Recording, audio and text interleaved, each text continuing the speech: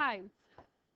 So tides are the movement of the average water level up and down on the beach. So if you've ever been to the beach and you've set up your stuff, and when you set up your stuff, the water level was far out to sea, and all your stuff was dry, you were happy. You may notice that over time, that water level may rise up closer and closer to your stuff, and it may actually eventually get so close that you get wet from the water. And that movement of the average water level on the beach is called the tides.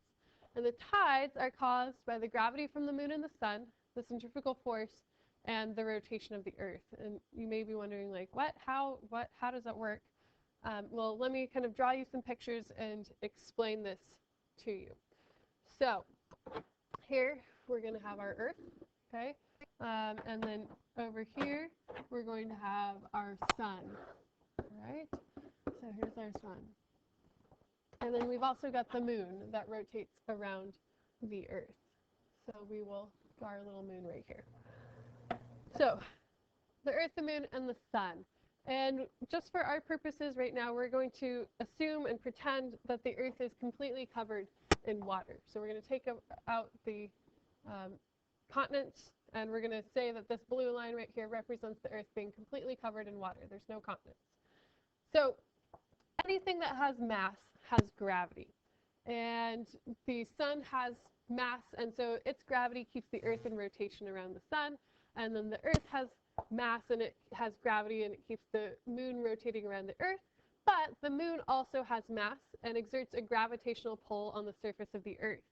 And as that moon pulls on the surface of the earth, when it is pulling on the surface, and our surface is completely covered in water, it actually will kind of pull the water on the surface of the earth towards itself. So it'll actually take and create like a bulge in the surface of the water towards the moon. The sun is also going to exert a gravitational force on this, on the surface of the earth, but it will be a little bit less, much less, because it is farther away from the earth, whereas the moon is much closer. So the gravity of the sun and the moon will pull on the surface of the earth with the water and create this bulge in the water.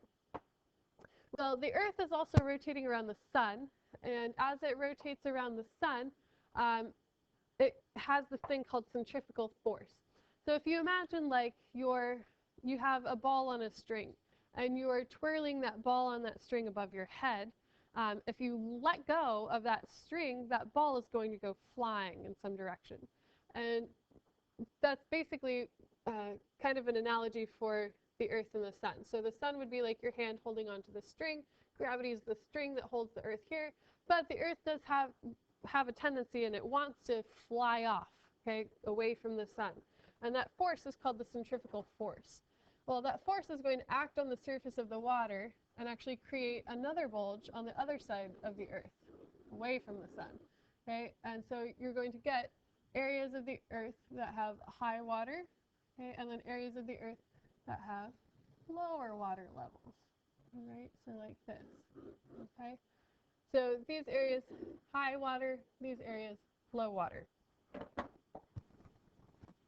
The final part of our creation of the tides is the rotation of the earth. So the earth is going around the sun, but it also rotates on its axis. So we're going to pretend that this is the North Pole, okay, and we're living on an island here, okay, and so here's our little palm tree that we're going to live under. And so and let's say this is at midnight, so 12 a.m., okay, and so at midnight, we are here on Earth, which is not under a bulge of water. And this is considered to be low tide. And 6 hours later, okay, because the Earth rotates in 24 hours, so 6 hours later, you're going to be here, okay, and under a bulge of water, and this is going to be 6 a.m., okay, and this is what we consider to be high tide. And then 6 hours later, okay, we're going to be back here, so this is going to be 12 p.m. at noon, and you're going to be at low tide at this point. And then again, 6 hours later, back here, and you're back at high tide. So those three factors, the rotation of the earth, the centrifugal force, and the gravity of the sun and the moon, create the tides. And you can see this picture here, this is better than I can draw. So you can see the rotation of the Earth, how that affects and creates the tides.